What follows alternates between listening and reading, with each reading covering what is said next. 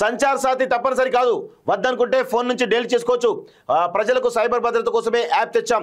కేంద్ర మంత్రి జ్యోతిరాదిత్య సింధియా ప్రజల గోప్యత హక్కును హరించేందుకు సంచార్ సాథి యాప్ అంటూ ప్రియాంక గాంధీ. బీజేపీ పాలనలో నిఘా నీడలోకి దేశం, దీనిపై పార్లమెంట్లో మాట్లాడుతా అంటూ రాహుల్ గాంధీ మాట్లాడుతూ ఉన్నారు.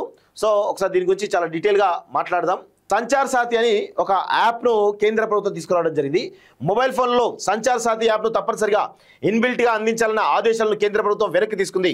ఈ యాప్ తప్పనిసరి ఏమి కాదని కేంద్ర సమాచార శాఖ మంత్రి జ్యోతిరాదిత్య సింధియా ప్రకటించారు. సో ఫస్ట్ ఏమో ఇన్బిల్ట్గా అందించాలని చెప్పేసి ఎవరైతే యాపిల్ కానీ లేకపోతే రకరకాల ఫోన్ కంపెనీలు వాళ్ళకి రిక్వెస్ట్ పెడితే వాళ్ళు ఆల్రెడీ చేయలేదు. ఎందుకంటే ఈ యాప్ కొంత రహస్యంగా గోప్యంగా ఉండేటువంటి అవకాశం లేదని చాలా స్పష్టంగా ఏవైతే మొబైల్ కంపెనీ తయారీదారులు చెప్పడం జరిగింది. అంటే ఖచ్చితంగా ఈ దేశంలో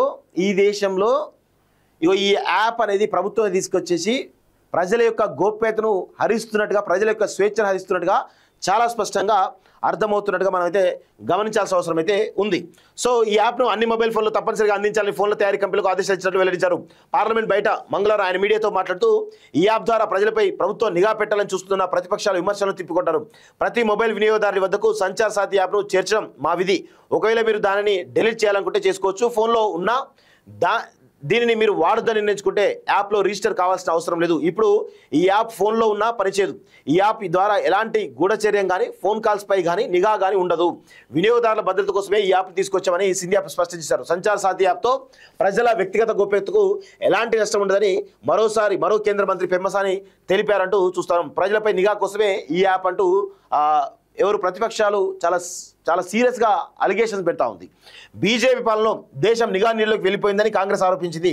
ప్రజలపై గూఢచర్యం నిర్వహించేందుకే కేంద్రం సంచార్ సాథి యాప్ను తీసుకొచ్చిందని కాంగ్రెస్ నేత ప్రియాంక గాంధీ ఆరోపించారు. దేశాన్ని నిరంకుశత్వం గుప్పిట్లోకి తీసుకునేందుకు జరుగుతున్నటువంటి మరో ప్రయత్నమే ఈ యాప్ను తప్పనిసరి చేయడమని ఏఐసిసి అధ్యక్షుడు ఖర్గే ఆరోపించారు. ప్రజలపై నిఘా, గూఢచర్యం నియంత్రణకు బీజేపీ పాలన హాల్మార్క్గా మారిందని మండిపడ్డారు. మోడీ పాలనలో దేశం నిఘా రాజ్యం అయిందని కాంగ్రెస్ కార్యదర్శి రణ్దీప్ సుర్జేవాలా ఆరోపించారు. ప్రజాస్వామ్యంలో ప్రతిదాన్ని తప్పనిసరి చేయడం సమస్యలు సృష్టిస్తుందని కాంగ్రెస్ ఎంపీ శశి థరూర్ వ్యాఖ్యానించారు. కాగా ఈ అంశంపై తాను పార్లమెంట్లోనే మాట్లాడతానని రాహుల్ గాంధీ తెలిపారు. ఈ యాప్తో వ్యక్తిగత గోప్యతకు భంగం వాటిల్లే ప్రమాదం ఉందని తెలంగాణ కాంగ్రెస్ ఎంపీ చామల కిరణ్ రెడ్డి ఆందోళన వ్యక్తం చేశారంటూ చూస్తా ఉన్నాం.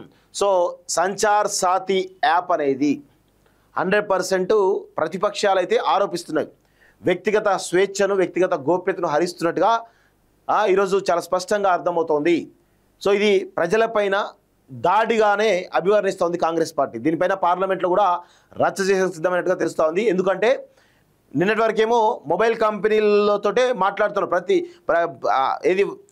మన దేశంలో వాడేటువంటి ప్రతి ఫోన్లో కూడా సంచార్ సాథి యాప్ ఉండేలా మొబైల్ కంపెనీలకు ఆదేశాలు ఇవ్వడం జరిగింది. సో ఇప్పుడు ఆదేశాలు ఇవ్వడంతో చాలా రకాల అనుమానాలు బయటపడుతూ ఉన్నాయి. తర్వాతనేమో కేంద్ర మంత్రి చాలా క్లియర్గా చెప్తా ఉన్నాడు, మీరెవరు దీన్ని అందరూ తప్పనిసరిగా ఉండాలని ఏమీ లేదు, ఉంటే ఉంచుకోవచ్చు, లేకపోతే డిలీట్ చేసుకోవచ్చు, రిజిస్టర్ కాకుండా ఏం కాదు అనుకుంటా కొంత తడబడుతూ మాట్లాడుతున్నది కనబడుతోంది. అంటే దీనిపైన కొన్ని అనుమానాలు అయితే బలంగా కలుగుతున్నట్టుగా కనబడుతూ ఉంది.